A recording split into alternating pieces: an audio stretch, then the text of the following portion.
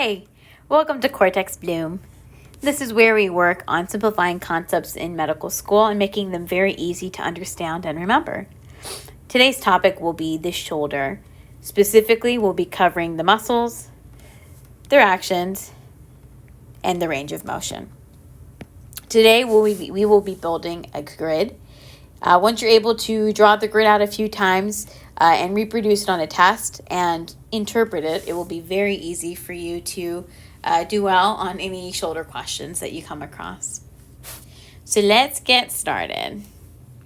We will begin working in 3 columns. I already have a grid built out here. Feel free to draw out 3 columns on your sheet of paper. In the first column, we are going to write down a list of 5 letters.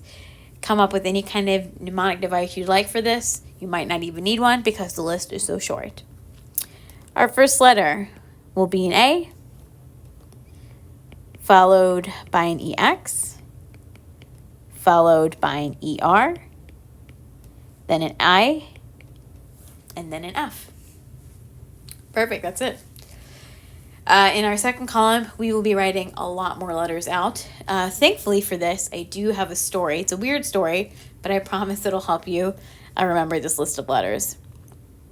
Alrighty, so next to the A, here we go. There is a special metro station, and it is a very interesting place. It's an interesting place because if you go there, your eyes might see, well, TMI. Also, you can go and see a man named TJ eating a sub. And finally, and interestingly enough, it is a great place to go if you are trying to learn AP biochemistry. I don't know why. I don't make the rules. Alrighty, so I'm just going to realign some of this, make it look cute. Alrighty, in our last column, we are going to be writing out some numbers. So next to this A row, our numbers are going to be 0, 15, 90. Below that, we are going to have 60 to 70. Below that, we're going to have 70 again. Below that, we're going to have 90. And finally, we will have 180. And that's it for our grid. We are ready to go. All right, let's work into interpreting what we're looking at. So if we look at our A, okay, let me move this up here. Alrighty, so A stands for our abductors, okay? And so abductors in our arm include SP, supraspinatus, which has a range of motion of 0 to 15 degrees, okay? M, which stands for our medial deltoid, and that has a range of motion of 15 to 90 degrees.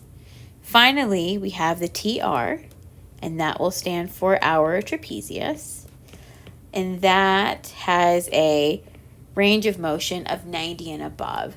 So that would include 90 to 180 degrees. Okay, so let me move that up so we have a little more space. Perfect.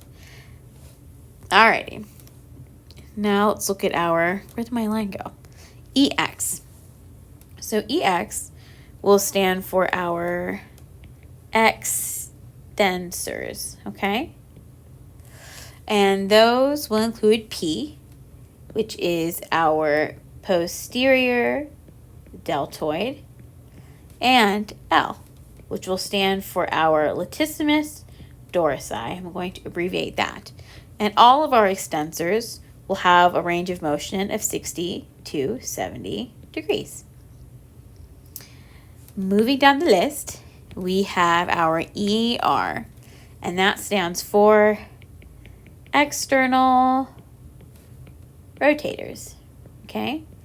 External rotators, our first one of those will be I, infraspinatus, and TMI, which is teres minor, okay?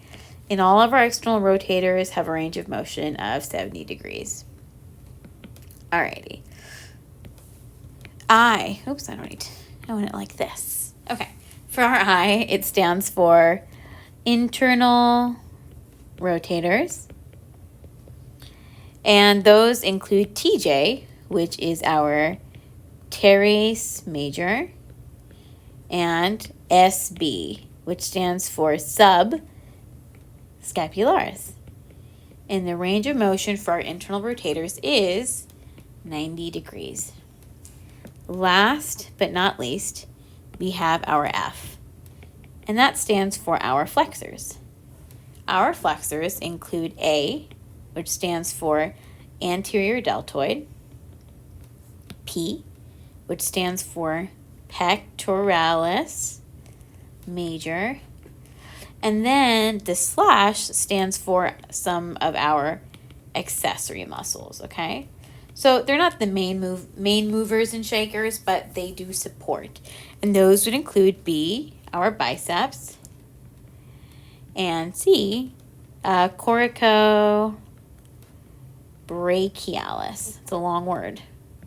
Okay, and then our flexors have range of motion of 180 degrees. So that's it. Those are all of our muscles in the shoulder, along with the range of motion and the degrees that they move in.